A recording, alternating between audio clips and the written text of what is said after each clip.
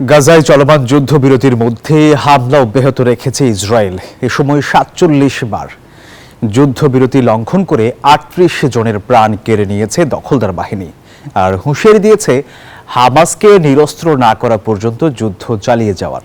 সে সঙ্গে গাজার একমাত্র আন্তর্জাতিক প্রবেশদ্বার রাফা সীমান্ত বন্ধের ঘোষণা দিয়েছেন নেতানিয়াহু।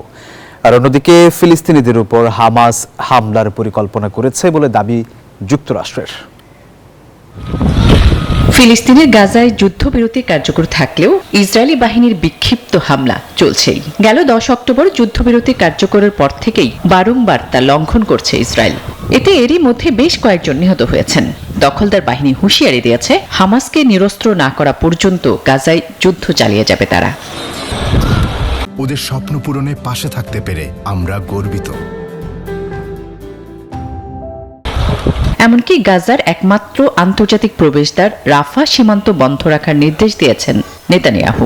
ইসরায়েলি প্রধানমন্ত্রীর দাবি, হামাস এখনও সব মৃত জিম্মির মরদেহ ফেরত না দেয়ায় সীমান্ত খোলা সম্ভব নয়।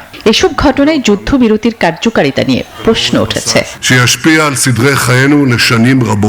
এদিকে রাফা ক্রসিং না খোলায় গাজায় দুর্ভিক্ষের আশঙ্কা করছে জাতিসংঘের শিশু তহবিল ইউনিসেফ। উপত্যকাটিতে খাদ্য, বিশুদ্ধ পানি ও শিশুদের প্রয়োজনীয় চিকিৎসা সরঞ্জামের তীব্র ঘাটতির কথা জানায় সংস্থাটি।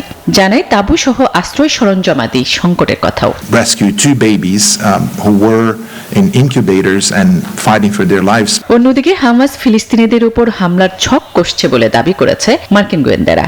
এই ঘটনায় ডোনাল্ড ট্রাম্প হুঁশিয়ারি দেন, হামাস যদি তাদের পরিকল্পনা বাস্তবায়নের চেষ্টা করে তবে গাজাবাসীকে রক্ষায় পাল্টা পদক্ষেপ নেবে যুক্তরাষ্ট্র। They returned some more today. আসমাতুলি, নিউজ 24।